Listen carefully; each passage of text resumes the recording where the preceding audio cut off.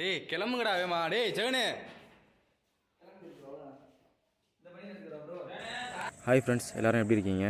I'm Surya. So இன்றைக்கி எனக்கு content என்ன அப்படின்னா, நம்ம ஃபஸ்ட் டைம் ஒரு பாடி பில்டிங் காம்படிஷனில் கலந்துக்க போகிறோம். அதுவும் என்ன காம்படிஷன் அப்படின்னா மிஸ்டர் தமிழ்நாடு. நம்ம ஃபஸ்ட்டு காம்படிஷனே ஒரு பெரிய காம்படிஷன் தான். காம்படிஷன் நடக்கிறது எங்கே அப்படின்னா மதுரையில் வந்து வெள்ளச்சாமி நடார் காலேஜில். என்றைக்கு நடந்துச்சு அப்படின்னா February 11th and 12th. 11th வந்து வெயிட்டு செக் பண்ணாங்க, 12th வந்து மேட்ச் நடந்துச்சு. அப்படி நம்ம வந்து February 11th அன்றைக்கே நம்ம அங்கே போயாச்சு. பட் நாங்கள் போகிற 3 பேருக்குமே இது வரைக்கும் நாங்கள் பாடி பில்டிங் மேட்ச் பார்த்ததும் கிடையாது, என்ன சொல்லுவாங்கன்னு தெரியாது. ஃபஸ்ட் டைம் ஒரு பெரிய மேட்ச்சுக்கு பார்ட்டிசிபேட் பண்ண போகிறோம். கண்டிப்பாக ஜெயிக்கலை, அது மட்டும் உண்மை. வீடியோ இன்ட்ரெஸ்டிங்காக இருக்கும், ஃபுல்லாக பாருங்கள். Overall champion. எங்களுக்கு தெரியாத ஊர், தெரியாத காலேஜ். வெளியில் ஒரே ஒரு கட் அவுட் மட்டும் பார்த்துட்டு நாங்கள் வாட்டில் ஒரு உள்ளே போயிட்டோம். எந்த இடத்துல ரெஜிஸ்டர் பண்ணுறாங்கன்னு கூட எங்களுக்கு தெரியாது. நாங்கள் வாட்டில் சும்மா நடந்துட்டு தெரிஞ்சோம். டெஸ்ட்டில் ஒரு வழியாக கண்டுபிடிச்சிட்டோம். பட் ஸ்டேஜை பார்த்தோன்னே கை கால்லாம் உதறிடுச்சு. ஏன் அப்படின்னா ஃபஸ்ட் டைம் இவ்வளோ பெரிய ஸ்டேஜ் நாங்கள் பார்க்குறோம். அதுவும் பாடி பில்டிங்கோடது வரைக்கும் நாங்கள் மேட்ச் கூட போனதும் கிடையாது. அதை விட முக்கியமான விஷயம் என்ன அப்படின்னா, இந்த மாதிரி மேட்ச்சில் பார்ட்டிசிபேட் பண்ணணும் அப்படின்னா அந்தந்த டிஸ்ட்ரிக்டோட பாடி பில்டிங் அசோசியேஷன் ஹெட்டு வேணுமா. எங்களுக்கு அதெல்லாம் தெரியவே தெரியாது. எங்களால் விளையாட்டுத்தனமாக மேட்ச்சுக்கு கிளம்பி வந்துவிட்டோம். அப்புறம் எங்களை அப்ளை பண்ண விட ஒரு 1/2 hour டிலே பண்ணிட்டாங்க. அப்புறம் எனக்கு தெரிஞ்ச மாஸ்டருக்கு கால் பண்ணி அவங்க மூலியமாக இந்த ஹெட்டுகிட்ட பேசி அப்புறம் வந்து இந்த அப்ளிகேஷன் ஃபார்ம் கொடுத்தாங்க. ப்ரொசீஜர்லாம் தெரியாமல் போய் நீங்களும் மேட்ச்சில் மாட்டிகிட்டு இருந்தீங்க அப்படின்னா மறக்காமல் கமெண்ட் பண்ணுங்கள். ஒரு வழியாக நானும் அப்புறம் அப்ளிகேஷன் ஃபார்ம்லாம் ஃபில் பண்ணிட்டேன். பெருசாலாம் ஒன்றும் இல்லை, உங்கள் நேமு, உங்கள் வெயிட்டு, என்ன டிஸ்ட்ரிக்ட், அவ்வளோதான். அதுக்கப்புறம் போய் வந்து அப்ளிகேஷன் கொடுத்துட்டு நம்ம என்ட்ரி ஃபீஸ் கட்டிட்டோம். என்ட்ரி ஃபீஸ் எவ்வளோ அப்படின்னா 300 ரூபா ஒரு ஆளுக்கு. ஃபீஸ் கொடுக்கும்போதே அவங்க சொன்னாங்க என்ன அப்படின்னா, இந்த மாதிரி மேட்ச்சுக்கெலாம் அசோசியேஷன் ஹெட் இல்லாமல் வராதிங்க அப்படின்னு. அப்படியே காதில் வாங்கிக்காமல் அப்படியே வெயிட் செக் பண்ண போயிட்டோம் நாங்கள். நான் இந்த மேட்ச்சில் பார்ட்டிசிபேட் பண்ணுறதுக்கு எவ்வளோ பதட்டமாக இருப்பேன்னு நீங்கள் என்னோடய நடையை பார்த்து நீங்கள் கண்டுபிடிச்சிடலாம். ரொம்ப பயந்து போய் தான் இருந்தேன். ஏன் அப்படின்னா ரொம்ப பெரிய மேட்ச், அதோட என்னோடய ஃபஸ்ட்டு மேட்ச்சு. வெயிட் செக் பண்ணுறதுக்கு வந்து ஃபுல்லாக ப்ராப்பராக வரணுமா, எனக்கு அதுவும் தெரியாது. ஃபஸ்ட் உடனே ரிட்டன் பண்ணிட்டாங்க, போய் ப்ராப்பராக வர சொல்லிட்டாங்க. ஸோ அதுக்கப்புறம் ப்ராப்பராக நான் வெயிட் செக் பண்ணும்போது தான் எனக்கு ரொம்ப பெரிய அதிர்ச்சி. ஏன் அப்படின்னா நான் ப்ராப்பராக ஜிம்மில் ஒர்க் அவுட் பண்ணி 6 மாதம் ஆச்சு. அப்புறம் டயட் ஃபுட் எடுத்தும் 6 மாதம் ஆச்சு. நான் ஜிம்மில் ஒர்க் அவுட் பண்ணிகிட்டு இருக்கும்போது நான் 54 கிலோவில் பேலன்ஸ்டாக வச்சுருந்தேன் என்னோடய வெயிட்டை. பட் நான் வெயிட் செக் பண்ணும்போது தான் தெரிஞ்சுது என்னோடய வெயிட் வந்து 50 கிலோ 90 கிராம் அப்படின்னு. என்னோடய வெயிட்டை பார்த்தோன்னே ஃபுல் அப்செட் ஆகிட்டேன். என் ஃபேஸை பார்த்தாலே தெரியும், நான் ஃபுல் டல்லாக தான் இருந்தேன் எனக்கு ஃபுல்லாமே. அதுக்கப்புறம் வந்து நம்ம வெயிட்டை ரெஜிஸ்டர் பண்ணிட்டு நமக்கான டோக்கன் வாங்கிட்டு வர வேண்டியதான். நம்மளோட நம்பர் என்ன அப்படின்னா 5. நம்பர் யார் யாருக்கெல்லாம் லக்கி நம்பரோ மறக்காமல் கீழே கமெண்ட் பண்ணுங்கள். ஸோ அப்படியே நம்ம வெயிட்டையும் நம்ம நேமையும் உங்கள்கிட்ட ரெஜிஸ்டர் பண்ணிகிட்டு இருந்தோம்.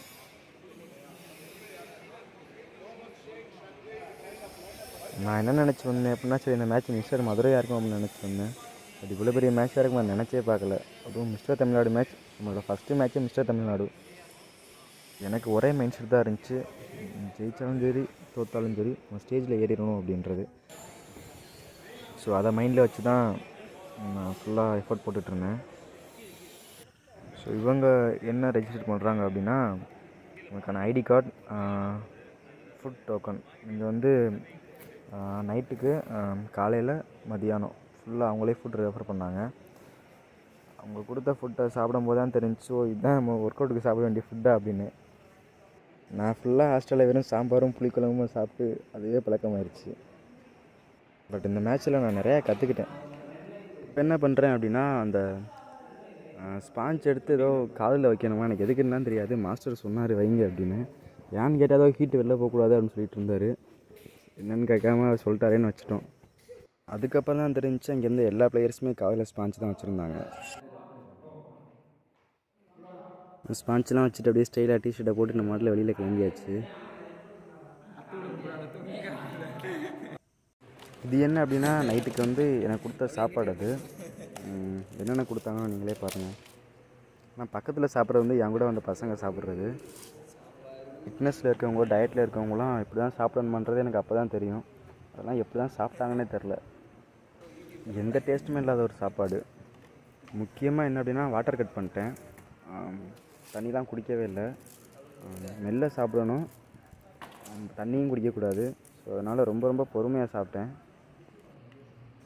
என்னென்ன கொடுத்தாங்க அப்படின்னா, இப்போ நான் ஓப்பன் பண்ணுறது வந்து ஃபுல்லாக பருப்பு தான். பருப்பு குழம்பு. அது என்ன அப்படின்னா சிக்கன். சும்மா அது வேக வச்சு கொடுத்த மாதிரி தான் இருந்துச்சு. எந்த டேஸ்ட்டுமே இல்லை, உப்பு இல்லை. அது ஃபுல்லாக வேக தான் வச்சுருக்காங்க, வேறு எதுவுமே இல்லை. அப்புறம் வந்து சோறு.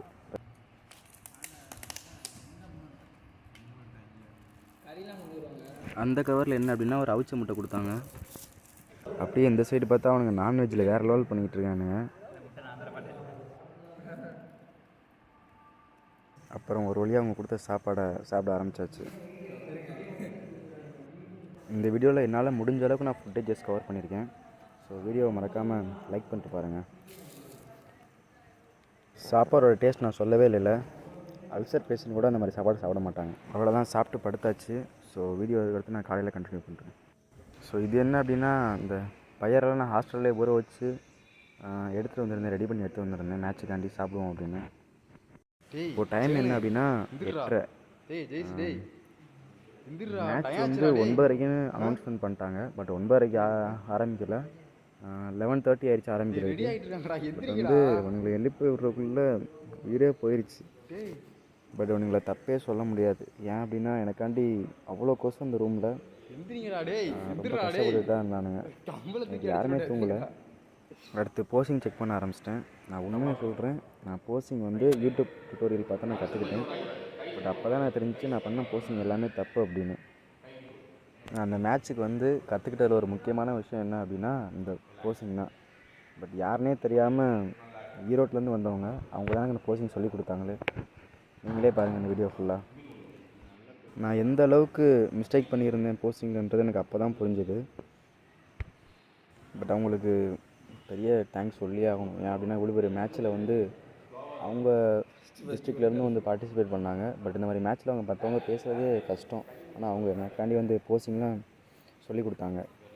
இந்த போஸ்டிங் தான் நான் மேட்ச்சில் பண்ணேன். அதாவது மேட்ச் ஸ்டார்ட் ஆகிற ஒரு 1/2 hour முன்னாடியே நான் போஸ்டிங்கே கற்றுக்கிட்டேன்.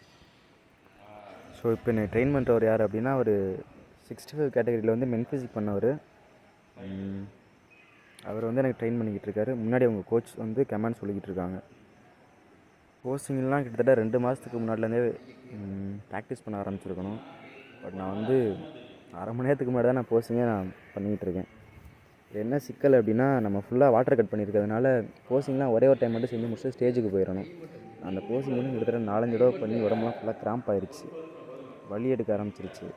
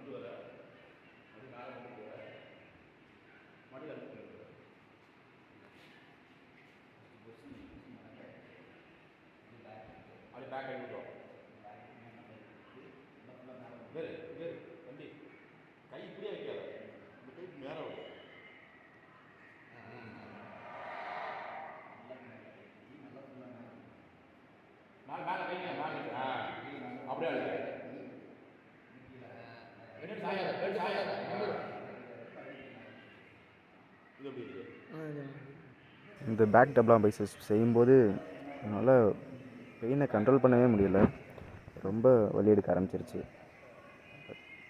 பட் இந்த மேட்ச்சில் நம்ம பார்ட்டிசிபேட் பண்ணியே ஆகணுன்றதுக்காண்டி நான் எந்த எக்ஸ்ட்ரீம் வரைக்கும் போனான்ற அளவுக்கு யோசிச்சிட்டேன்.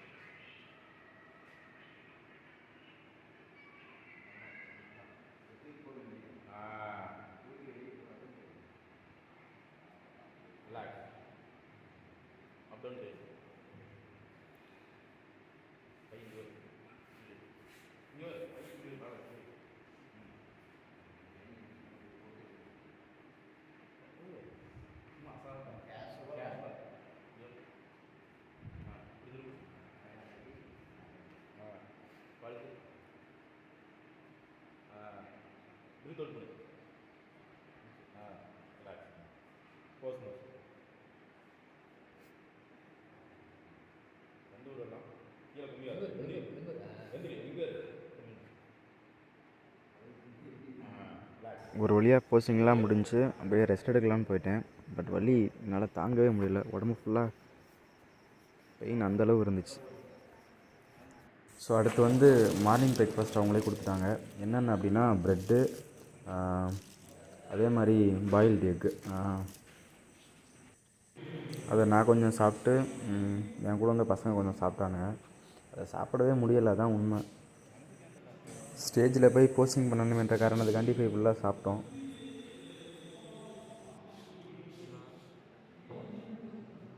சாப்பிடுங்க. கேமரா ஒரு முட்டை.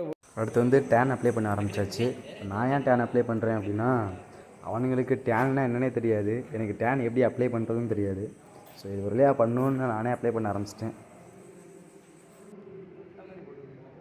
அதுக்கப்புறம் நானே சொல்லிட்டேன், நீங்களே எடுத்து அப்புங்கடா, என்னன்னாலும் பரவாயில்ல அப்படின்னு. அதுக்கப்புறம் அவனுங்களை அப்ளை பண்ண வச்சுட்டேன். அவனுங்களாம் அப்ளை பண்ண ஆரம்பிச்சிட்டானுங்க. அப்புறம் நாங்கள் டேன் அப்ளை பண்ணதை பார்த்து உடனே அவங்களே வந்தாங்க டேன் அப்ளை பண்ணுறதுக்கு. ஸோ எங்கள் ஊர் எந்த ஊர் அப்படின்னா, எங்கள் ஊர் பக்கம் காரைக்குடியான். அதுக்கப்புறம் அந்த அண்ணன் ப்ராப்பராக டேன் அப்ளை பண்ணி விட்டார். ஸோ எத்தனாவது மேட்ச்னு கேட்டாப்புல எங்களுக்கு இதுதான் ஃபஸ்ட்டு மேட்ச்னு சொன்னோம். அவர் நம்பவே இல்லை. ஸோ அப்படியே டேன் வந்து உடம்பு ஃபுல்லாக அப்ளை பண்ண ஆரம்பித்தாச்சு. ஸோ அதுக்கப்புறம் இங்கே வந்து தான் நான் போஸ்டிங்கும் கற்றுக்கிட்டேன். இப்போ டேன் எப்படி அப்ளை பண்ணுறதுன்னு கற்றுக்கிட்டேன்.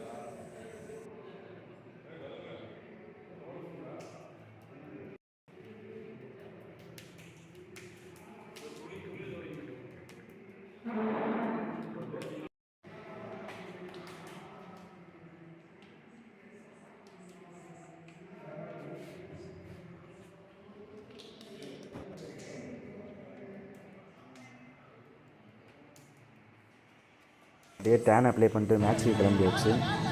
அதனால் மேட்ச் ரொம்ப எதிர்பார்த்து வந்தாலும் ஸ்டேஜ் ஏறதுக்கு முன்னாடி ரொம்ப பதட்டமாக தான் இருந்துச்சு. நான் ஃபஸ்ட் டைம் மேட்ச்சை பார்ட்டிசிபேட் பண்ண போகிறேன்.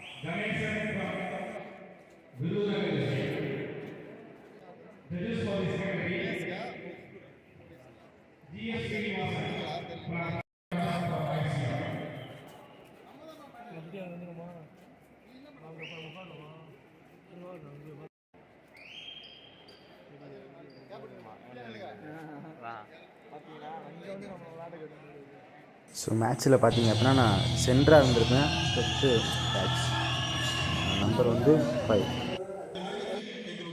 வீடியோ வந்து பக்கத்தில் வந்து எடுங்களான்னு சொன்னேன். பட் அவங்கள யாரையுமே பக்கத்தை விடலை, ரொம்ப தூரத்துலேருந்து தான் எடுத்தானுங்க. உங்களுக்கு வீடியோ பார்க்கும்போதே தெரிஞ்சிருக்கும். மேட்ச்சை ஃபுல்லாக பாருங்கள்.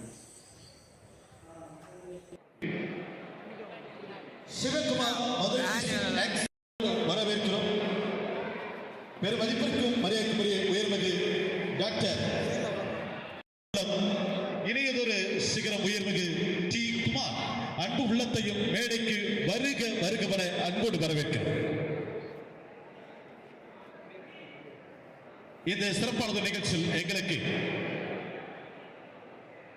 புரோகிராம் ஃபுட் சப்ளிமெண்ட் உயர்மிகு சார் பிரபு அவர்களை மேடைக்கு வருக வருகவன அன்போடும் பாசத்தோடும் வரவேற்கிறோம். உயர்மிகு பிரபு சார்.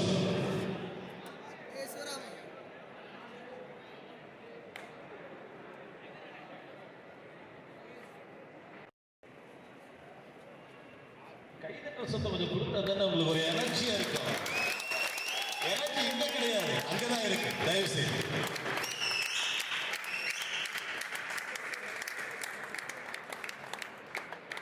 அது என்ன சார் முகத்தை உம்முன்னு வச்சுட்டு ஒரு கைதட்டல் சிரிச்ச முகமா கொடுக்கலாமே, ஜாலியா ஒரு என்ஜாய்மெண்ட். தயவு செய்து thank you thank you.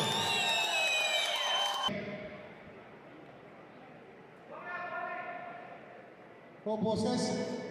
Front double biceps.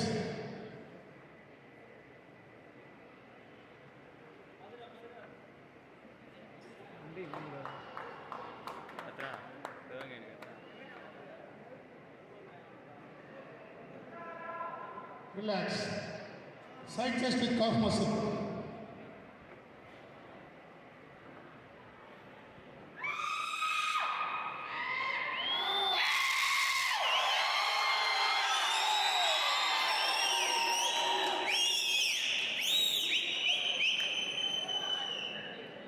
Relax. Back double bicep with calf muscle.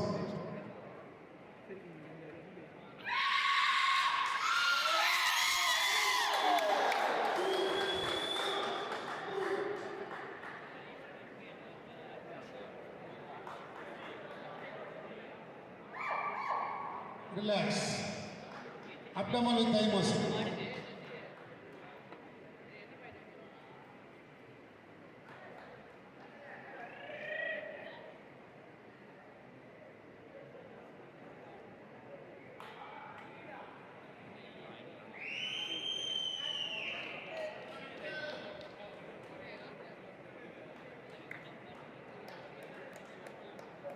Relax.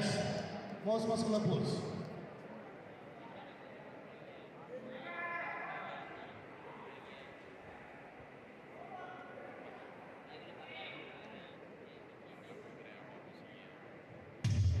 Relax. Relax. Thank you, brother. Please go back. One step back. One step. Kaushal, ரொம்ப பின்னாடி போக வேணாம். அப்படியே front. Just.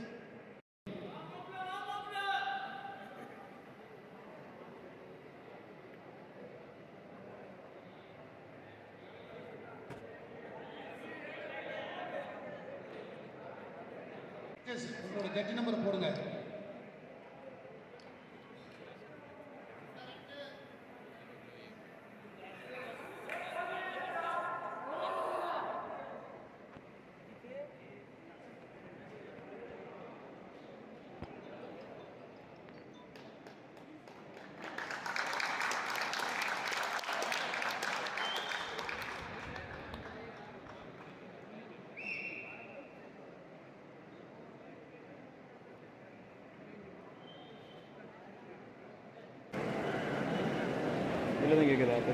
Track number 1, come forward.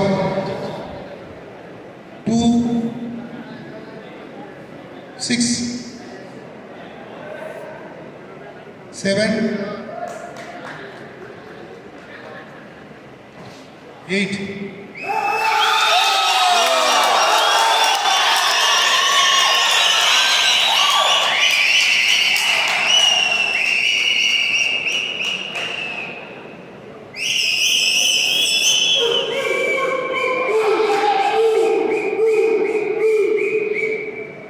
These are the 5 finalists. Those who are not selected, better luck next time. Thank you. Judges, merit position கொடுங்க. 7 compulsory poses, front double biceps. அவ்வளோதான், eliminate ஆகிட்டேன். அடுத்த மேட்ச்சில் பார்த்துக்கலான்னு நான் வந்துட்டேன். ஸோ மேட்ச்சை முடிச்சுட்டு டேனை clean பண்ணிவிட்டு ட்ரெஸ் சேஞ்ச் பண்ணிட்டு அப்படியே தண்ணி எப்படா குடிப்போன்னு தோணுச்சு. இப்போ தண்ணி குடிச்சாச்சு. அதுக்கப்புறம் மேட்ச் கொஞ்சம் நேரம் பார்த்தோம். இது என்ன மேட்ச் அப்படின்னா 75 கேட்டகரி மேட்ச். கொஞ்சம் நேரம் மேட்ச் பார்த்துட்டு அப்படியே கிளம்பியாச்சு இந்த இடத்த விட்டு. நாங்கள் வந்ததில் தான் வெறும் பிரச்சனையாக வந்தோம் அப்படின்னா, போகும்போதும் ஒரே பிரச்சனை தான். ஏன் அப்படின்னா போகும்போது பஸ்ஸே கிடைக்கல, ஆட்டோ தான் முடிச்சு போகிற நிலைமை ஆயிடுச்சு. ஓகே, அடுத்த வீடியோவில் பார்க்கலாம்.